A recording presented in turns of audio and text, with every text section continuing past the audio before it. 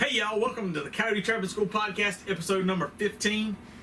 Today we're going to be talking about trapline innovation. And maybe not so much of innovations. Well, let's just get right into it. We'll cover a little bit. And I guess the takeaway that I was kind of targeting with this episode is, as trappers, we got to stay willing and seek opportunities to learn. And as good human beings, that's kind of my philosophy. I don't want to go into a situation or give people the impression that, I know everything, so I don't need to listen to this, I don't need to hear this. I think that benefits us greatly if we keep an open mind, and definitely gives us an opportunity to improve, what we're doing and improve ourselves and our trapline or whatever we're pursuing.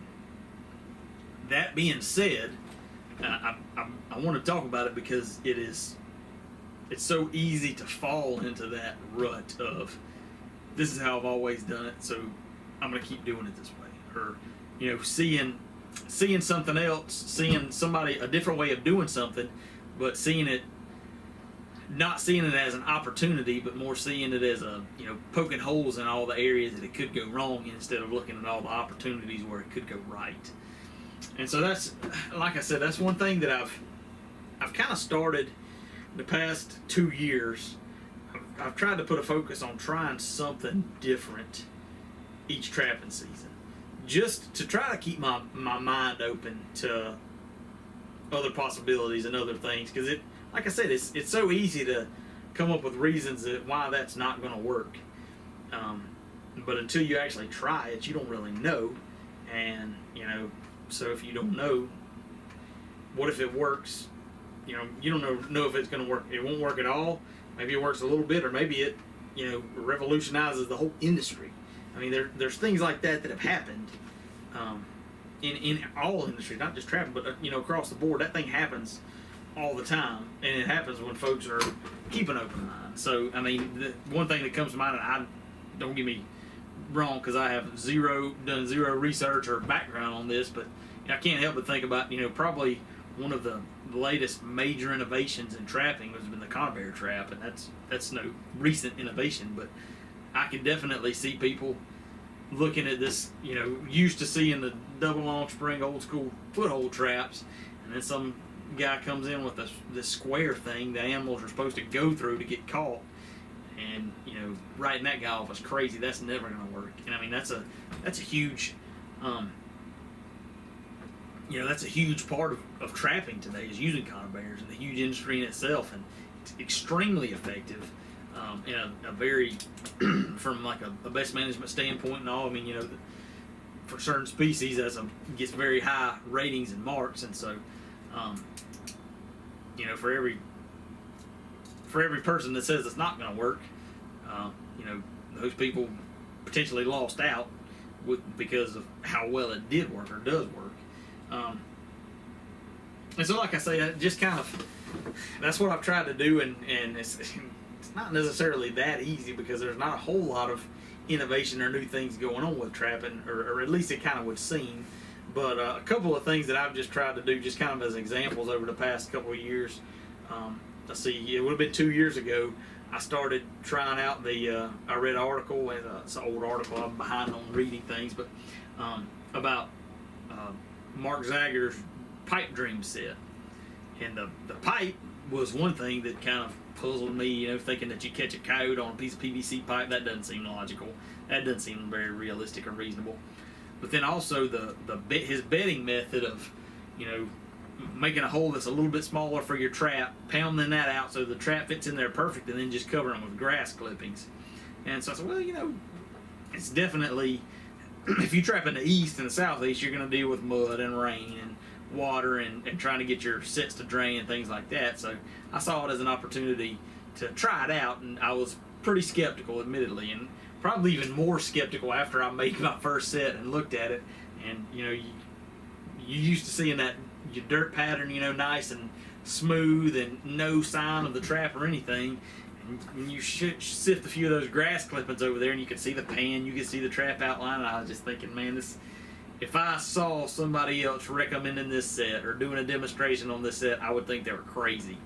You got a piece of PVC pipe sticking out of the ground that you're going to catch a coyote at. You know, PVC pipe that's a coon set, and then you got this half-covered trap here that you're really going to catch a coyote at. But that's it, caught a coyote, and you know I've started using that more and more, just experimenting with it, but. You know, seeing the value of, you know, this, it seems crazy and it looks ridiculous. And if another, you know, a seasoned trapper comes out here, he's going to think you don't know what you're doing. At the same time, that set holds up when my set right across the road that I bedded with dirt is all washed out and sitting in water. And this set is water's drained through and it's functioning and ready to go. Like it's definitely, that's definitely a plus on my trap line. And I've started doing more of that because of that.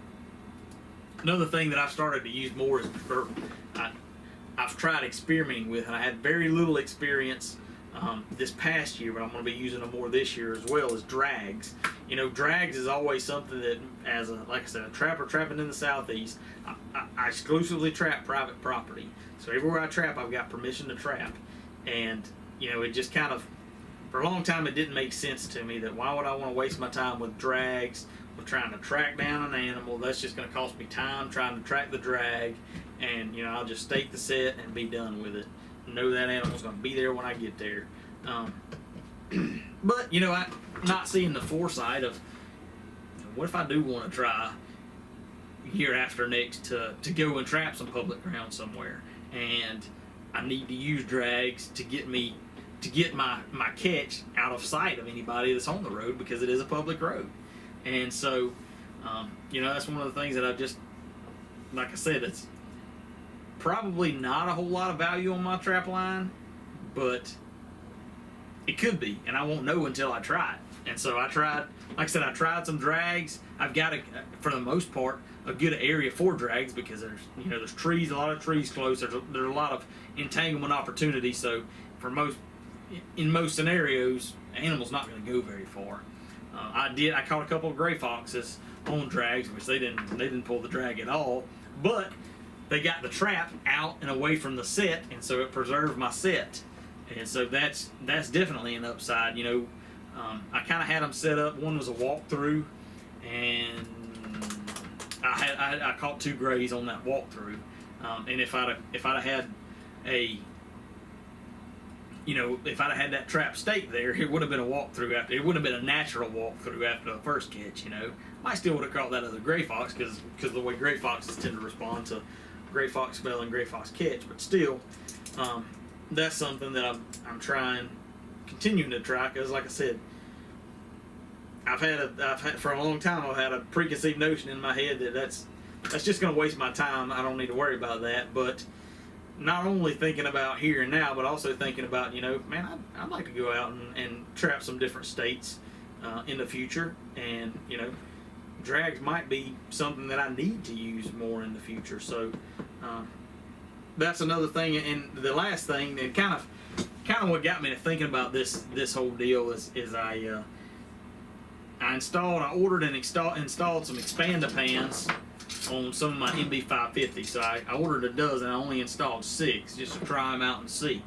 And I made a post and posted a couple things about them and using them, and I got, you know, some mixed response, which was kind of, I mean, that's where I was. You know, I ran into, I don't know, I got these from F&T Trading Post, but I saw these at one of the Southeastern Regional Conventions several years ago, and I think it was the guys at Okie Trap and Supply out of Oklahoma. And I don't know if they developed these or they're just kind of marketing them, you know, partnering with whoever's come up with them or what. But anyway, I remember seeing them at their booth, and I stopped and talked with them because it seems like a neat idea and it makes sense on one hand, but it also, like I said, you can see and easily point to, well, you know, that's going to increase your toe catches, or that's just going to throw the animal's foot out, or whatever. And so that was kind of my mentality is I see more problems with it than benefits, but I'm looking harder at the problems than I'm looking at the benefits. And so that's one reason that I wanted to try those. You know, yeah, it might not work. Excuse me. But, you know, maybe it does increase my toe catches. Maybe it does throw a couple of coyotes' feet out before the trap can close. You know, the guys that have developed this, you know, they've got some night vision footage and you know, they've got some justification that doesn't actually happen, that the animal's foot winds up going in the trap more so than out of the trap. But you don't know until you try. And, you know, even just if I make a toe catch, as long as I can hold the animal till I get there to dispatch him, I got no problem with that. You know, as long as I got the catch and I make the catch, then I'm fine with that. And there's definitely the opportunity for losing a toe catch. But, you know, if I catch one more animal every season because I had this Expand-A-Pan on, then if I didn't, then that's worth it for me, you know. Even just on an individual trap basis. And one thing, you know, the more I thought about it and looked at it, you know, one thing I can definitely see as an upside, a potential upside, is in my area, we got a good population of gray foxes. And gray foxes, they have an uncanny ability to step all over your trap pattern except for where your pan is. So this greatly, I mean, this more than doubles my pan surface area.